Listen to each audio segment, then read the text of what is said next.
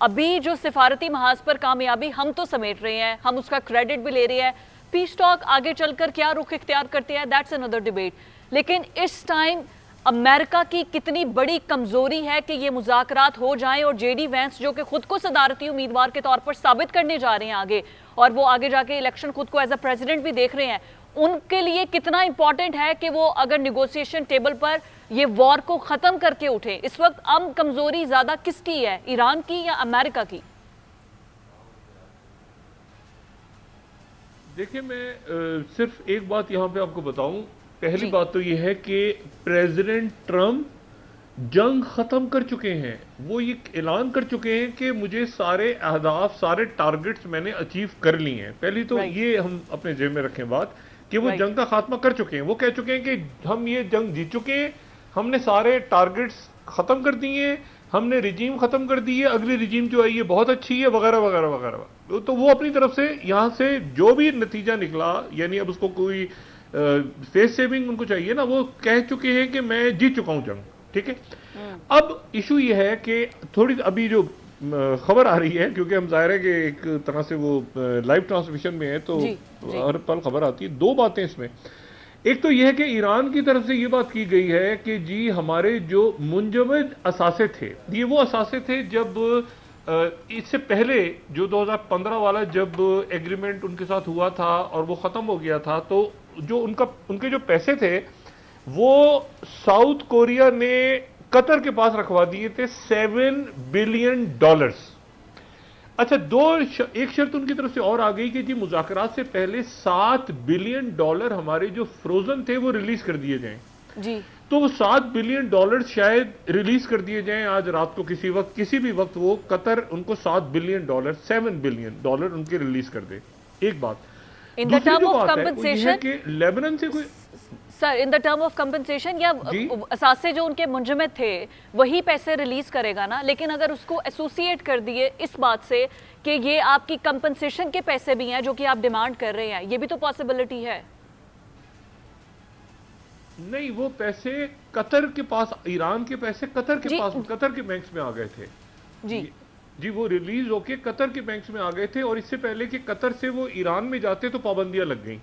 जी। ये नहीं, यानी वो साउथ कोरिया का ऑयल, ईरान ने साउथ कोरिया को बेचा हुआ था, तो साउथ कोरिया ने उसको वहां से उसको आप समझेंगे डीफ्रीज किया, डीफ्रीज करके उन्होंने कतर भेजा था, तो कतर के थ्रू आना था, तो दरमियान में आई वो डू रुक गया था अंडरस्टैंड योर मामला। तो पॉइंट वो सर, जो है बट वो आई जस्ट 7 बिलियन ये। जी, मैं सिर्फ ये आपसे जानना चाह रही हूँ कि पैसे तो ईरान के ही हैं, लेकिन ईरान की एक शिक में ये भी आता है कि हमें जंग को कंपनसेट किया जाए जो डैमेजेस हुए हैं। पैसे ईरान के ही हैं, अमेरिका ये स्मार्ट मूव भी तो कर सकता है, देखिए हम तुम्हारा ही पैसा रिलीज कर रहे हैं और इसको तुम ये समझो कि ये कंपनसेशन भी है। नहीं, ये वो पैसे हैं जो आज से 8-10 साल पहले जो ईरान जी। ने तेल फरोख्त कर दिया था, उसके पैसे रोक दिए गए थे। ये वो पैसे, जी। और ये कतर के बैंक्स में रोक दिए गए थे। तो ईरान ने ये कहा कि वो पैसे हमारे जो 8-10 साल से वहां मुंजमद थे, वो 7 बिलियन रिलीज कर दिए जाएं। तो 7 बिलियन वो रिलीज किए जा रहे हैं। आगे की बात अब आगे होगी। अब आगे की जो बात है वो आगे होगी कि आमना हुर्मुज़ में टोल टैक्स लगेगा, नहीं लगेगा, पैसे कैसे होंगे, क्या। ये पुराने पैसे थे उनके, ये पुराने पैसे थे जो उन्होंने 2014-15 में जो ऑयल बेचा था। अच्छा, एक तो बात ये, दूसरी जो बात है वो ये है कि ये ध्यान में रखें कि प्रेसिडेंट ट्रम्प जो है वो जंग जीत के आदाफ मुकम्मल करके जा चुके हैं। मतलब वो कह चुके हैं कि मैंने जंग जीत ली, सब कुछ हासिल हो गया, 18,000 टारगेट्स को मैंने निशाना बना लिया। वो 18,000 टारगेट जो हैं वो आर्टिफिशियल इंटेलिजेंस की लिस्टों से तैयार हुए थे। वो एक नया इशू खड़ा हो गया बहुत बड़ा, सोशल ट्रुथ। अगर अभी जो प्रेसिडेंट ट्रम्प का है, अगर आप उस सोशल ट्रुथ पे देखें तो उन्होंने क्या बात की है, उन्होंने कहा पेलेंथिर की टेक्नोलॉजी ने बड़ा अच्छा काम दिखाया है। अभी एक चंद मिनट पहले जो उनका आखिरी सोशल ट्रुथ पे मैसेज है वो पेलेंथिर के हवाले से। पेलेंथिर वो कंपनी है, वो टेक्नोलॉजी है जिसके तहत जो डेटा है, सारा डेटा, चाहे वो व्हाट्सएप हो, चाहे वो फेसबुक हो, चाहे वो टेलीफोन्स हो, चाहे वो जो है वो ये वेब ब्राउजिंग हो, चाहे वो ये आपको याद होगा ये जब मैदोरो को उठाया था इन्होंने, तो इन्होंने कहा था कि एंथ्रोपिक का जो क्लाउड लार्ज लैंग्वेज मॉडल है वो यूज हुआ, और उसके बाद एंथ्रोपिक वाले, क्लाउड वाले हट गए थे, तो फिर ओपन एआई और चैट जीपीटी से उन्होंने बात, एनीवे तो वो सारा जो डाटा है वो डाटा इस्तेमाल हो रहा था वो एआई में, और वो आर्टिफिशियल इंटेलिजेंस ही लिस्टें बना रही थी।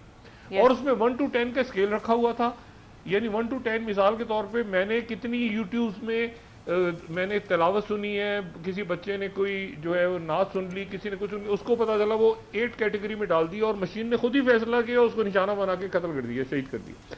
तो ये बड़ा गुफअप हुआ, जिसके नतीजे में वो जो ईरान में पहले दिन वो जो उन्होंने जिस जगह वहाँ लिखा था सरकारी इमारत, यानी पुराना डेटा था तो सरकारी इमारत लिखा तो पासदारान एक ज़माने में थे, लेकिन वो बहुत साल पहले वहाँ पे बच्चियों का स्कूल बन गया था, तो स्कूल को मशीन ने हिट किया और वो उसके नतीजे में वो 150 के करीब बच्चियां शहीद हो गई। अच्छा, अब मैं से भी कह रहा हूँ कि अगर आप ट्रू सोशल पे देखें तो वो अब इस वक्त ट्रंप जो है वो कह रहे हैं कि जी मैं वो पेरेंथियल टेक्नोलॉजीज को भी खराज तहसीन पेश करता हूँ। वो अपनी तरफ से जंग जीत के जा चुके हैं, अब ये किसके मत्थे लगना है, यहाँ पे अपना हुर्मुज़ को कैसे तय करना है, ये खलीजी रियासतें तय करेंगी। और प्रेसिडेंट ट्रंप जो है वो केयर स्टैमर से कह रहे हैं कि भाई आप, हालांकि ये वो केयर स्टैमर हैं बरतानिया के जिनको तो चंद रोज पहले वो गालियां दे रहे थे, उनसे कह रहे हैं वो सऊदी अरब में है, सऊदी अरब से वो शायद कतर पहुंच गए हैं। अभी जो बरतानवी वजीर आजम है, हो सकता है वो पाकिस्तान आ जाए, हो सकता है मैं ये कह रहा हूँ हो सकता है कि दरमियान में, क्योंकि ये मामला इधर ही है ना सारे, इधर ही, यहाँ पे वो EU की सरबराह भी इधर ही पहुंची हुई है, तो इनमें से हो सकता है कोई शख्सियत, ये अगर 1 दिन 2 दिन मुज़ाकरात आगे चले गए तो आज रात को होने थे तो आज नहीं हो रहे, क्योंकि वो कुछ कंडीशंस उनकी पूरी नहीं हुई थी। एक इतला ये भी है, इतला है, मैं उसकी कोई तस्दीक नहीं कर रहा ना उसकी, लेकिन इतला है इस्लामाबाद में कुछ जराये कह रहे हैं कि ईरान का डेलीगेशन पहुंच चुका है, कुछ उस डेलीगेशन के लोग यहाँ पहुंच चुके हैं, कुछ शख्सियात पहुंच चुके हैं ऑलरेडी। एनीवे, लेकिन ईरान के साथ क्योंकि हमारा वो एक यानी लैंड का सिलसिला है, वो जहाज वहाज शायद इस तरह ट्रैक नहीं होते, तो हो सकता है वो पहुंच गए, हो सकता है रास्ते में हो सकता है आने वाले हों, लेकिन हो सकता है सिक्योरिटी के पेश नजर अभी उसको जो है वो नहीं ओपन किया जा रहा। बिल्कुल ठीक है। और आपने अपनी गुफ्तगू में 3-4 मरतबा जो डोनाल्ड ट्रंप का है कि वो जीत मान चुके हैं, वो जीत का ऐलान कर चुके हैं। आपकी राय में क्या वाकई वो जीत चुके हैं? आपको लगता है कि अमेरिका ये जंग जीता है? मैं आपकी तरफ आऊंगी, लेकिन भट्ट साहब को भी मैं शामिल गुफ्तगू करती हूँ, आप इस बात का जवाब दे दीजिएगा। भट्ट साहब, इस्लामाबाद से जैसे डॉक्टर साहब बता रहे हैं कि खबरें आ रही हैं कि शायद ईरान का डेलीगेशन आ चुका है, गैलप सर्वे आया है, उस पर भी मैं चाहूँगी आप बोलें। और इस्लामाबाद से जो अंदर से खबरें आ रही हैं, प्लीज़ हमारे व्यूअर्स से लम्हा ब लम्हा शेयर करें, क्या अंदर हो रहा है? कोई गुफ्तगू जो सेक्रेटरी लेवल पर हो रही है, कोई अंदर से बातें पता चल रही हैं? देखिए फिजा, बात यह है कि इस्लामाबाद में इस वक्त जो गुफ्तगू है वो हतमी चीज़ों की तरफ जा रही हैं। कल बरोज़ हफ्ता सैटरडे को जब बड़े सारे इकट्ठे हो जाएंगे, उसके बाद चीज़ों को टेबल पर लाया जाएगा। लेकिन 3 फिक्रे तो बड़े अहम है ना, और वो वाज़ेह है। पहला फिक्रा तो ये है कि पाकिस्तान ने तमाम दुनिया को एक प्लेटफार्म मुहैया कर दिया है, ये टेबल है, ये चेयर्स है, आओ बैठो। सवाल यहाँ पर यह है फिजा कि बात यह है कि अब अमेरिका के पास भी सुलह करनी है या उसने बूट्स ऑन ग्राउंड करने हैं। और बूट्स ऑन ग्राउंड होते हुए मुझे तो नजर नहीं आते, लिहाजा अब सुलह ही है। तो इस आखिरी इसमें लाइन एक दूंगा कि इस जंग से निकलता क्या है, अमेरिका को इस जंग से अब निकलना है, ये कंफर्म है, ये नवश्ता दीवार है कि अमेरिका ने इस जंग से निकलना है। इसलिए मुज़ाकरात मुस्बत होने के 90% चांसेस है। और दूसरी बात आप कह रही थी गैलप सर्वे वाली, वो 80% पाकिस्तानियों ने अमेरिका ईरान मुज़ाकरात से अमन की उम्मीद की बात की है कि अमन होगा। अच्छा, सर्वे में सामने आया है कि 88% जो है हमारे पाकिस्तान के जो शहरी हैं उनका मानना है कि पाकिस्तान को आलमी तनाज़ात में जिस तरह का किरदार किया जा रहा है वो बिल्कुल ठीक किया जा रहा है, हमें खुल के खेलना चाहिए और फ्रंट पर आकर ये सुलह सफाई करानी चाहिए। हाउएवर 5% जो पाकिस्तानी है उनका मशवरा है कि वो पाकिस्तान को, बहुत तेज काम है, बहुत आग वाला काम है, पाकिस्तान को इस गैलप सर्वे में आया है कि गैर जानबदार रहना चाहिए। और 3% ने किसी एक फरीक का साथ देने की राय दी है फिजा। राइट, बिल्कुल ठीक हो गया है। डॉक्टर साहब हमारे साथ मौजूद है। डॉक्टर साहब काबिल एहतराम, डॉक्टर साहब आप के सामने सवाल करना जरा जुए शेर लाने के मुतरादिफ है, क्योंकि आप उन ममालिक का नाम लेते हैं और हम टीवी पर सुना करते हैं जिनका नाम भी हमने कभी सुना नहीं है।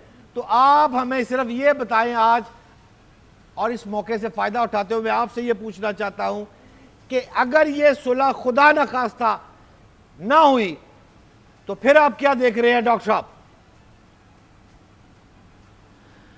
बट साहब 16 का इशू अमेरिका ये ऐलान, मैं दोबारा दोहराता हूं, ट्रम्प कह रहे हैं कि मैंने अपने सारे टारगेट्स अचीव कर लिए, मैं जीत चुका हूं।